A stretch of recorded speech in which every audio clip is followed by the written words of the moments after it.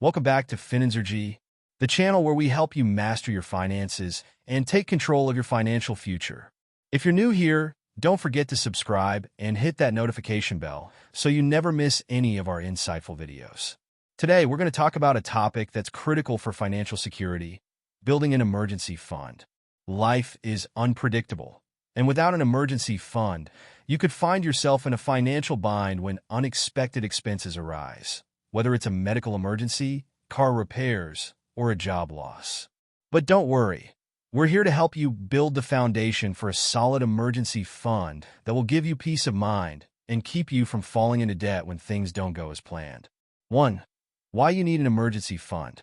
So, why is having an emergency fund so important? Protects you from unexpected expenses. Life happens, cars break down, health issues arise, and unexpected bills show up. Without an emergency fund, you might have to rely on credit cards or loans to cover these costs. That can lead to debt and high interest payments, which will only make things worse in the long run. Reduces financial stress. Knowing that you have a cushion to fall back on gives you peace of mind.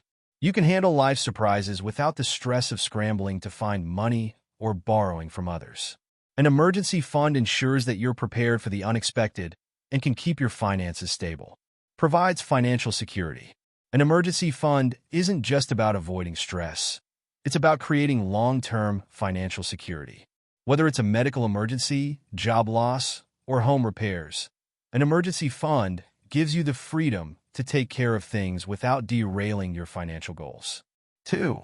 How much do you need?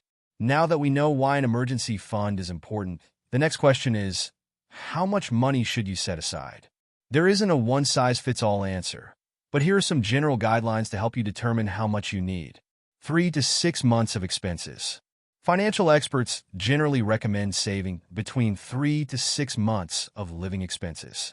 This is considered an ideal amount because it gives you a buffer in case of emergencies such as job loss, unexpected health problems, or other financial setbacks. For example, if your monthly expenses are $2,000, aim to have anywhere from $6,000 to $12,000 in your emergency fund. Consider your situation. The amount you need may vary based on your individual circumstances.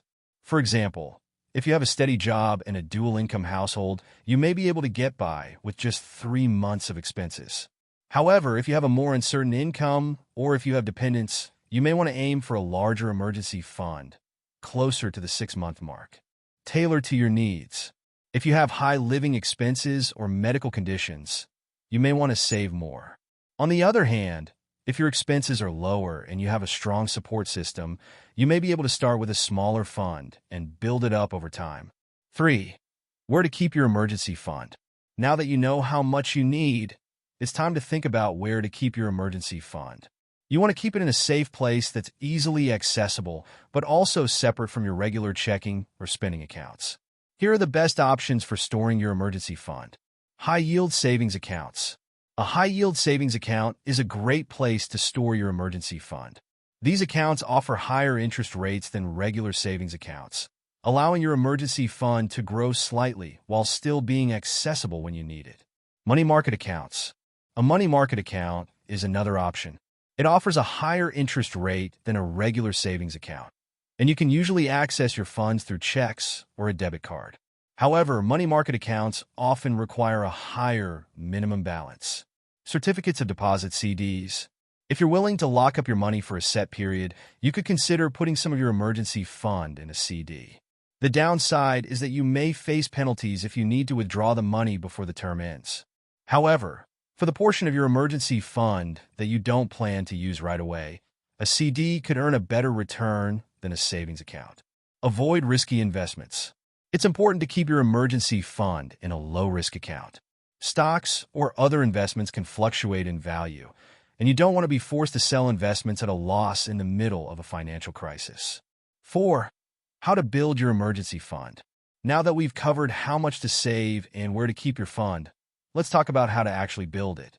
If you're starting from scratch, it might seem overwhelming, but with a clear plan, you can do it.